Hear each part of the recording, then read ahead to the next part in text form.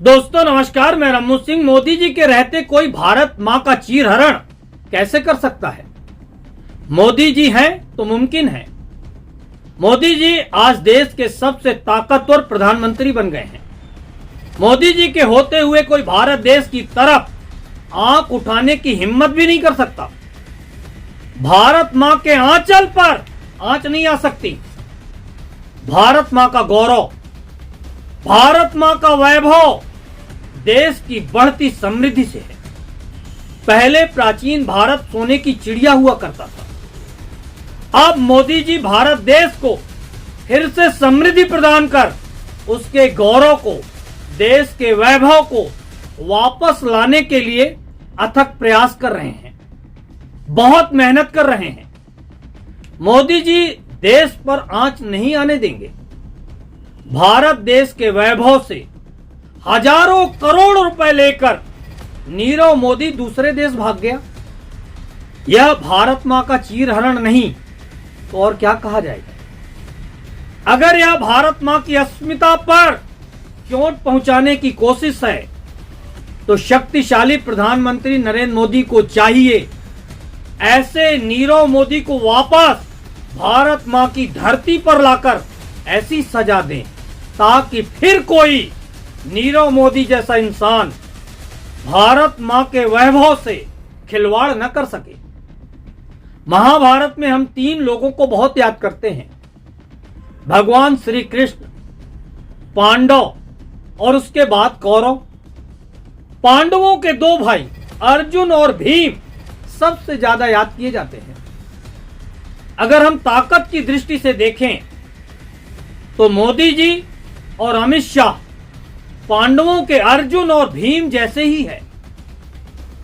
अब बात करें कौरवों की तो 100 भाई होने के बावजूद लोगों को कौरवों के नाम पर सिर्फ दुर्योधन का नाम ही याद आता है। द्रौपदी के साथ चीरहरण की घटना कौरवों ने घटित की थी, फिर उनके साथ पांडवों ने क्या किया था? आज के परिवेश में देखें तो नीरव मोदी जैसे कौरवों की फौज भारत मां के चीरहरण करने में अकेले नहीं है। जो देश का वैभव, देश का गौरव, देश का पैसा लेकर दूसरे देशों में भाग गए हैं। हम इसे भारत मां का चीरहरण कहने की दृष्टि से देखें तो इन भगोड़ों कौरवों को शक्तिशाली पांडव रूपी अर्जुन और भीम जैसे मोदी और शाह क्यों सबक नहीं सिखा पा रहे हैं? क्यों इन भगोड़ों को वापस नहीं लाया जा पा रहा है? इन्हें वापस भारत मां की धरती पर लाकर सजा तो मिलनी ही चाहिए। आप लोगों की क्या राय है इसमें? आप क्या कहते हैं? साथ में जो पैसा यह लोग लेकर गए हैं वह भी वापस आना चाहिए।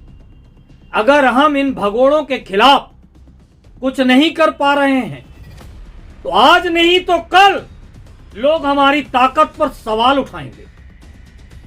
उठने भी चाहिए।